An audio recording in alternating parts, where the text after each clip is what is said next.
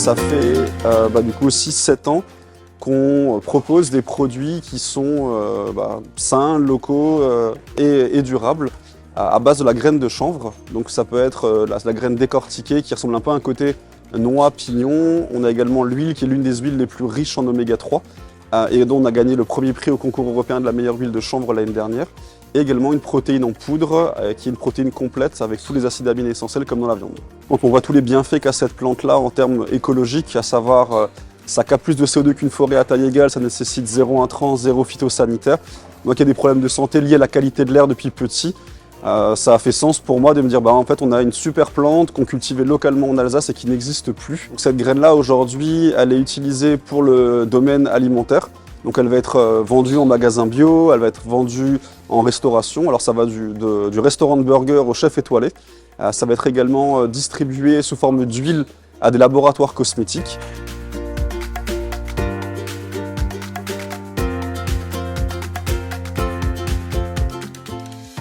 Depuis même quasiment le début d'ailleurs, on travaille en partenariat avec le SDEA ou l'agence Rhin-Meuse, justement pour la préservation des ressources en eau.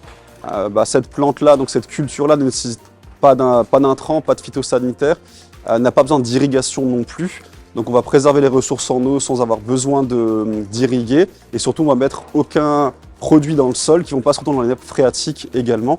Donc on va vraiment préserver tout l'écosystème qui est autour des champs, que ce soit au-dessus ou dans les sols.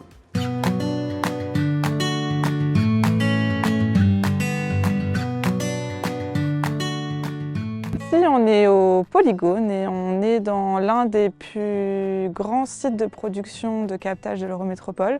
On a 12 puits de captage qui alimentent tous les habitants de l'Eurométropole de Strasbourg. Le champ, c'est une culture BNI, donc à bas niveau d'impact.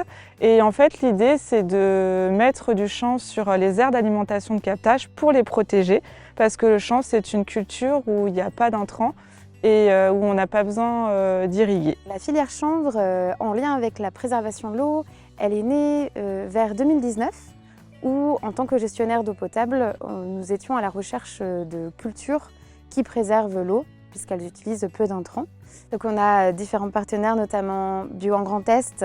On peut également citer le comptoir agricole, la Chambre d'agriculture d'Alsace, ou bien évidemment l'Eurométropole de Strasbourg, par exemple. L'agence de l'eau Rhin-Meuse et la région Grand Est qui nous aident à financer depuis le début ces projets.